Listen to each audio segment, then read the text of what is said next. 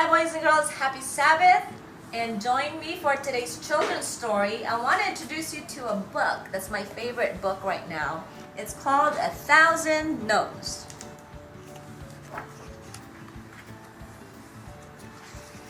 She had a great idea, or at least she thought she did. That's when she got her first no. It was heavy, it was hard to carry, and it kind of hurt. It's just one no, she thought. Surely I can handle one no. Then she got a second no. This no was heavier than the last, and it was harder to carry, and it hurt even more. She tried to stop them, but the no's got inside her idea. Her idea got bigger. Enough, she thought. Then, another no. And another no. And another. Not only did her idea get heavier, but it got poked and twisted and it started to change shape.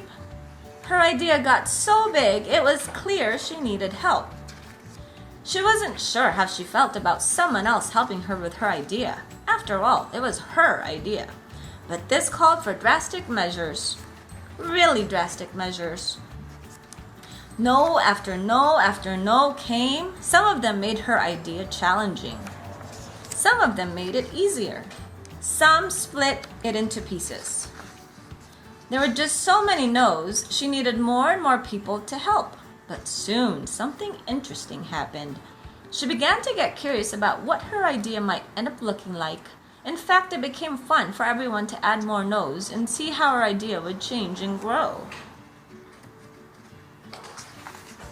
No 997, no 998, no 999, and on the 1,000th no, she looked up and saw her great idea. That's a lot of no's.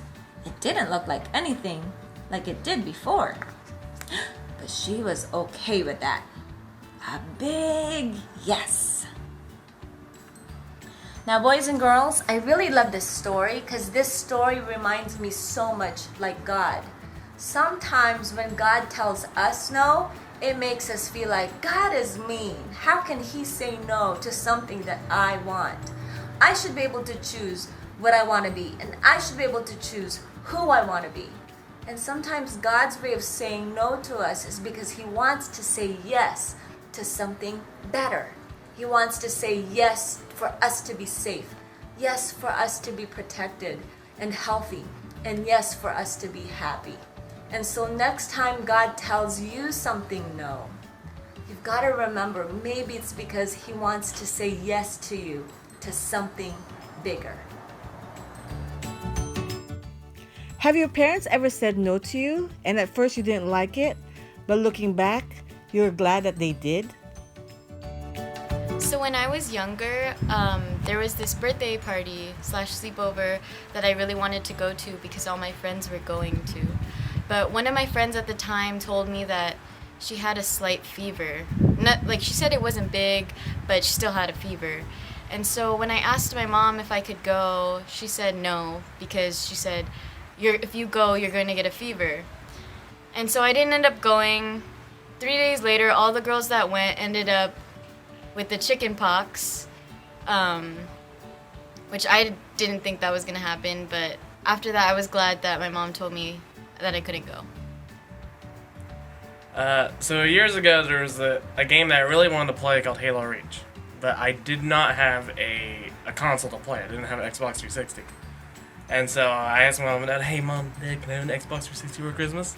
And I kind of knew in the back of my head that they wouldn't do it because, it was a really expensive console, especially the one I wanted to get, which was the special edition, was like $500, around there. Even though it was a pretty old console at the time. And so then saying no, they did give me the options like, well, you have money saved up from Christmas so you can buy it yourself. And I barely even considered that until they told me. But when I actually did start considering buying it myself, I realized how, expensive it was. And so I had to think things through. So not only did I didn't buy it myself with just me, I shared it with, I split it with my Ethan, with my brother. And we ended up buying it together. And we played it together, and We had fun from it, but now I actually, since I had to put something down of my own, so I actually know cost, and I know the value of something, and whether or not I should actually put that much money, whether it's actually worth it. Actually being able to put my own money on the line taught me the value of things and whether or not I should be spending my money into those things. When I was younger, I really wanted a dog, so I asked my parents, can I have a dog? And they replied, no. They told me I needed to show my responsibility and I needed to clean my room, get good grades. And since I was upset and stubborn, I didn't do it. Only until maybe 3 years ago, I asked my family again if I could have a dog. They said, no, you need to show responsibility. And I decided I'm gonna get a dog this time. So I finally cleaned my room, I did better in school, and I did get a dog. At first, when you hear a no, it's like, oh man, it feels bad. Until you learn the reason why, and they want to take care of you, and they want to make sure you're ready, and ultimately it showed me to have responsibility, and it's good. Well, when I was younger, around the time I was in middle school, I really wanted a cell phone. This was during the time when cell phones were becoming really popular and everyone was texting each other and calling each other, and so I really wanted to do that with my friends.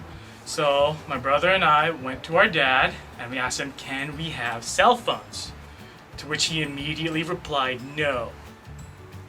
The reason he told us no was because he didn't want to just give us things because we asked for it. He wanted to teach us that things have value and you have to work for it. So later in life, when I got a job and I was earning money, I decided I'm finally going to buy myself a nice cell phone. And the current cell phone I have today, this is a budget phone, only $200.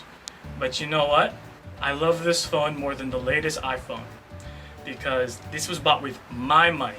This is because of what happened to me back then. It taught me that it taught me how to value the things I have and the value the things that I worked for.